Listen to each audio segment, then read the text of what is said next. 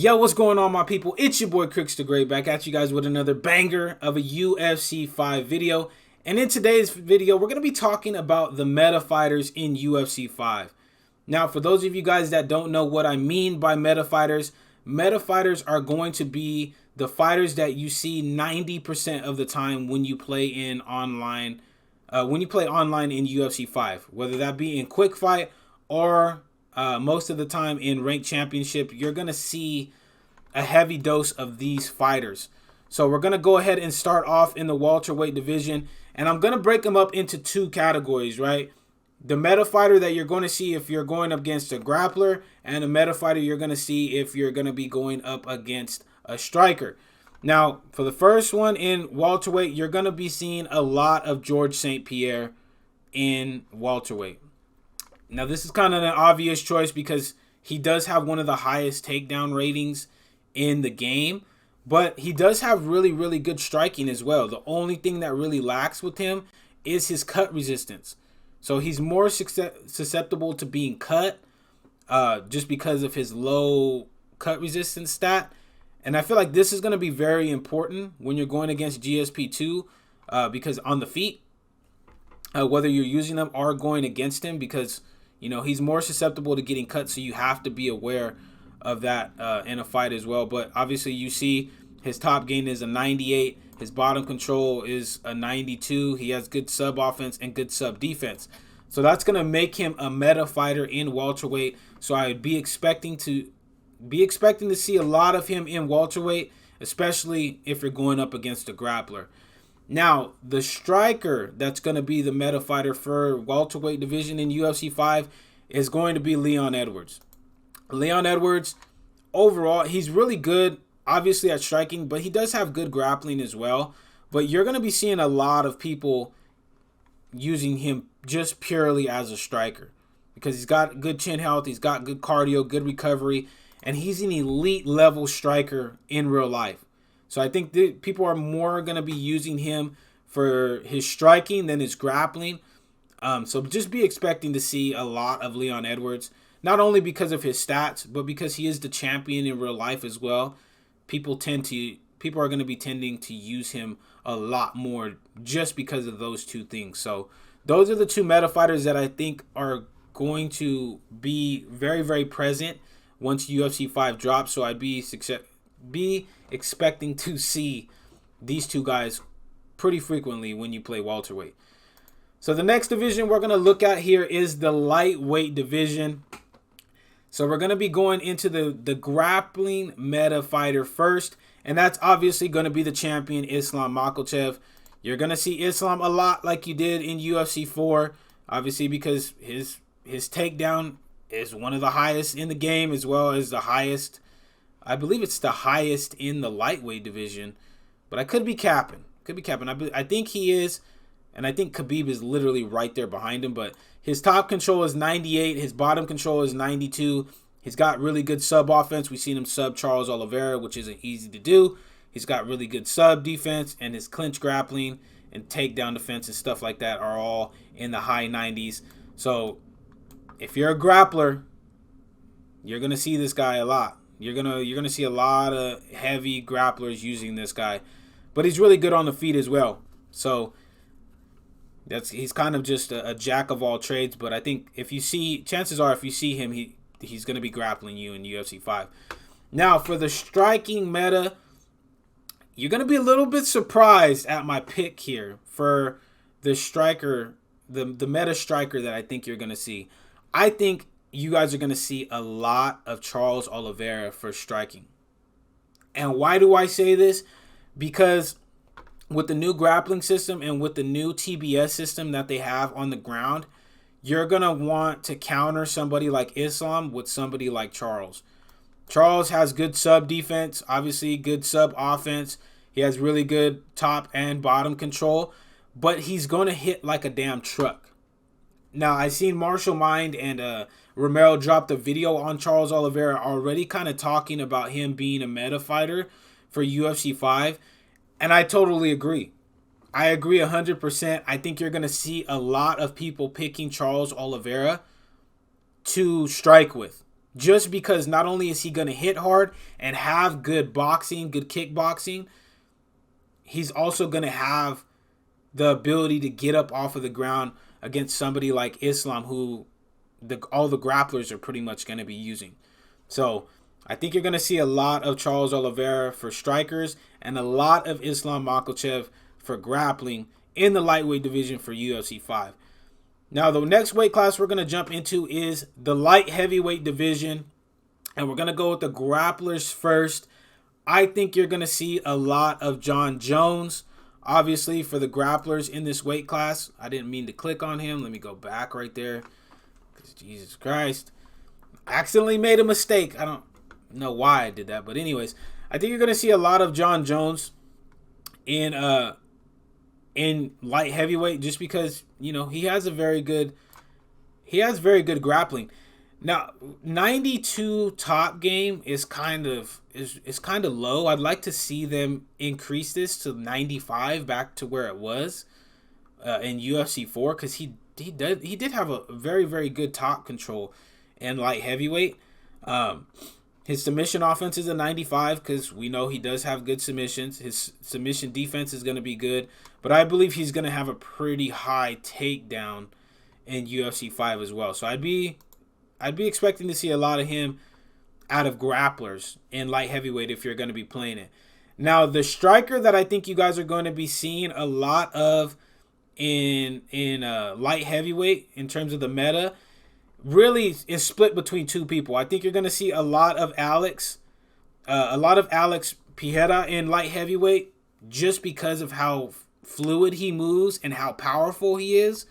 I think you're going to see a lot of him, as well as in middleweight, but we'll get into that in a little bit. And I think you're going to see Yuri quite a bit, just because I think his stats are going to carry over from UFC 4 into UFC 5, and his footwork, I think, is going to be the same. So these are the two fighters. Those are the two fighters from the striking standpoint I would be expecting to see a lot of in the light heavyweight division.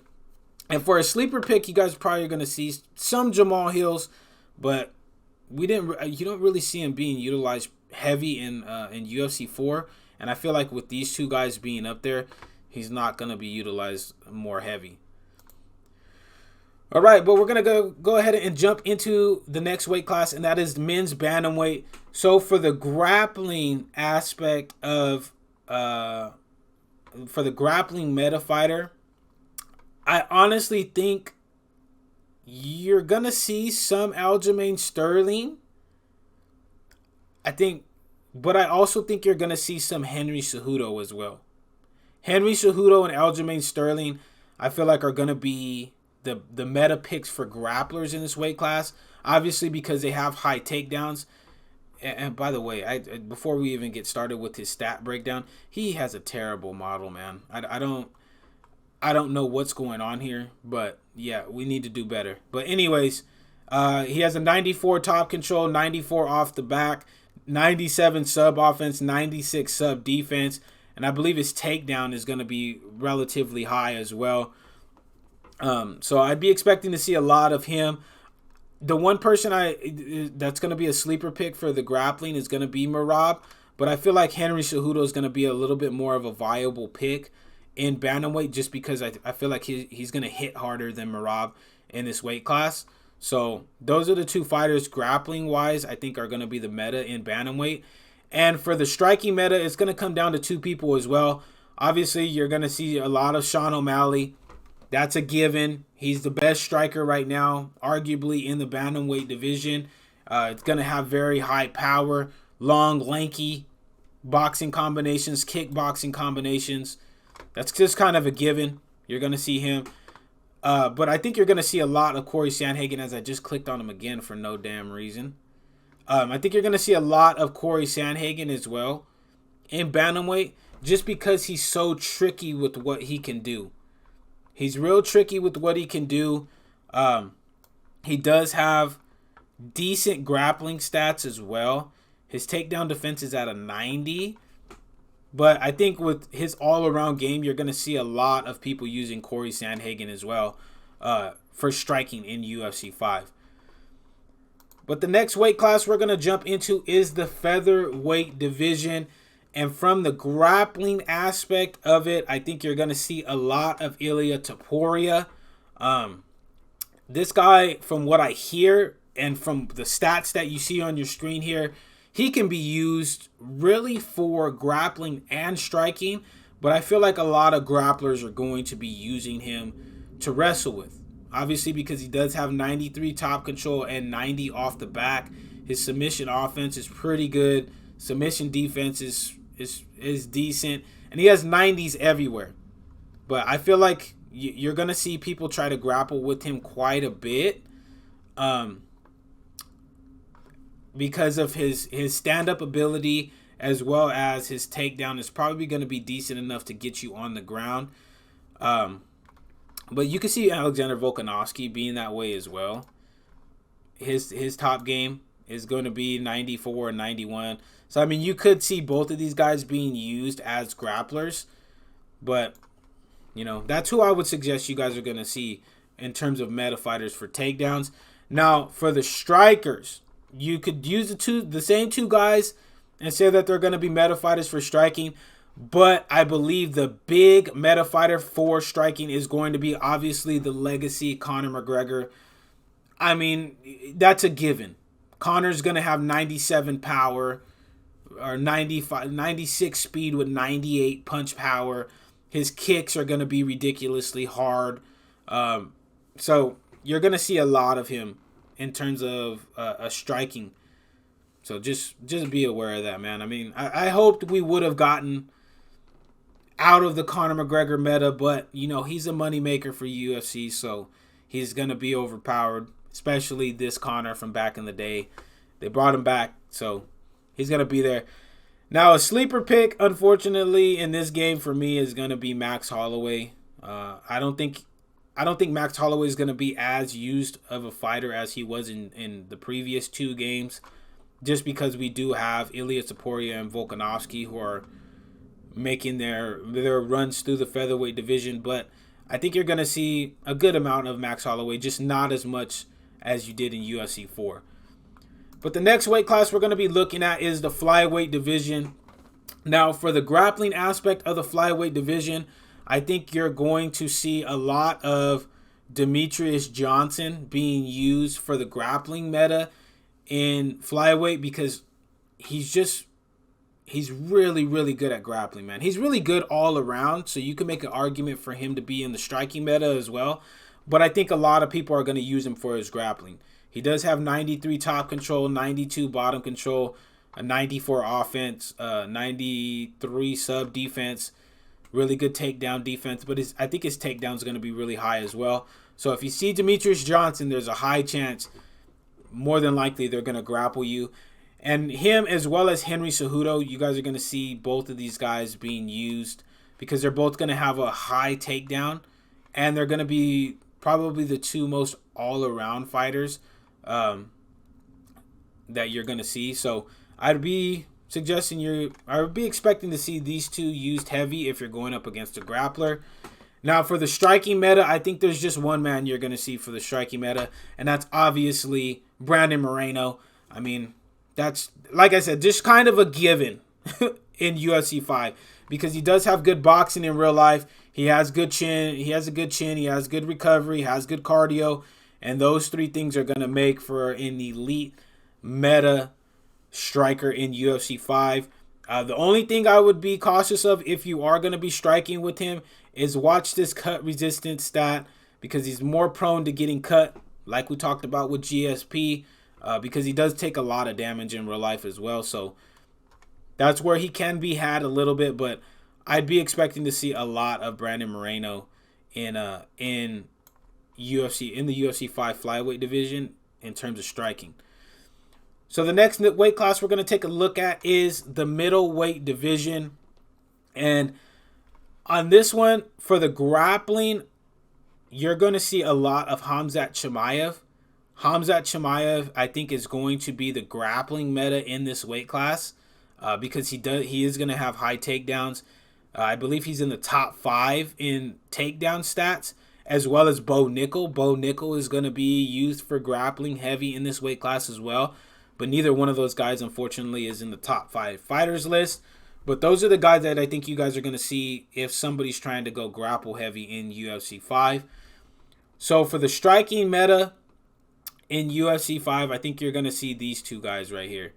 These two guys, and I'm surprised Alex isn't up here because I know you're going to be able to use Alex as well.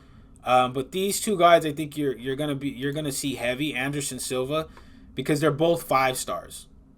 Anderson is for sure a 5-star, and I believe Izzy is a 5-star as well. These guys, you're going to see real heavy. He has a 100% cut resistance, 98 chin, 90 recovery, borderline OP stats if you're trying to strike. Obviously, his grappling is going to suffer because he did get held down by Chael Sonnen in his prime. Israel Adesanya, obviously, that's kind of just a given.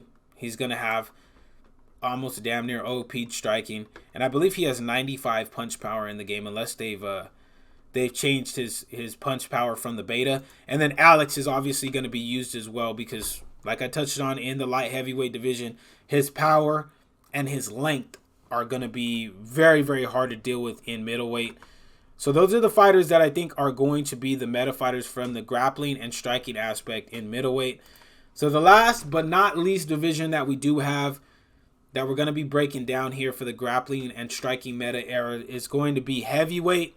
Now, you guys might be a little bit surprised in what I am going to say here. For heavyweight, I feel like the grappling meta fighter is going to be Daniel Cormier.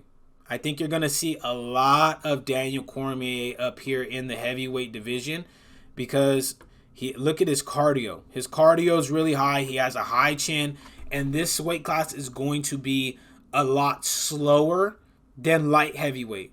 And that's why I'm switching off my pick of Jon Jones in heavyweight to Daniel Cormier in heavyweight because he's going to be faster. He's going to have faster footwork, I believe, than Jon Jones in heavyweight.